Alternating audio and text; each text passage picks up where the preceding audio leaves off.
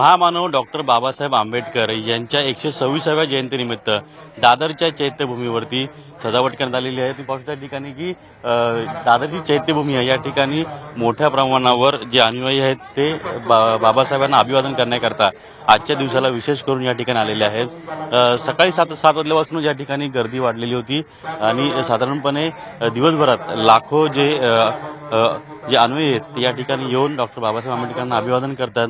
फक्त आंबेडकरी जनताच नाही तर प्रत्येक धर्मातील, जातीतील, पंथातील ज्या व्यक्ती आहेत, ज्या आंबेडकरांच्या विचारांना मानतात ते या ठिकाणी येऊन बाबासाहेब आंबेडकरांना आजच्या दिवशी अभिवादन करतात।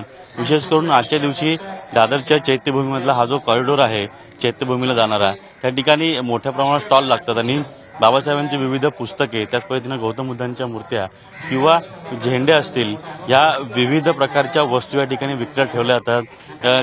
या संपूर्ण स्टॉलमध्ये सर्वात जास्त स्टॉल जे असतात ते बाबासाहेबांनी स्वतः लिहिलेली पुस्तकं आणि त्यांच्यावर लिहिण्यात आलेली पुस्तकं, जेणेकरून बाबासाहेबांचे विचार आणि बाबासाहेबांची कार्यशैली कशी होती, त्यांनी संपूर्ण जगाला परिवर्तन करण्याचे कसे संदेश दिले किंवा परिवर्तन करण्यात संपूर्ण जगाला कसं उभं केलं, याकरता त्यांचे जे विचार होते ते वाचण्याकरता या ठिकाणी मोठ्या प्रमाणावरती जे पुस्तकांचे स्टॉल असतात। या चैत्यभूमीवर दिवसभरातून जवळपास लाखो जे आंबेडकर अनुयायी आहेत आणि इतर लोक आहेत ते या ठिकाणी येतील, बाबासाहेबांना अभिवादन करतील।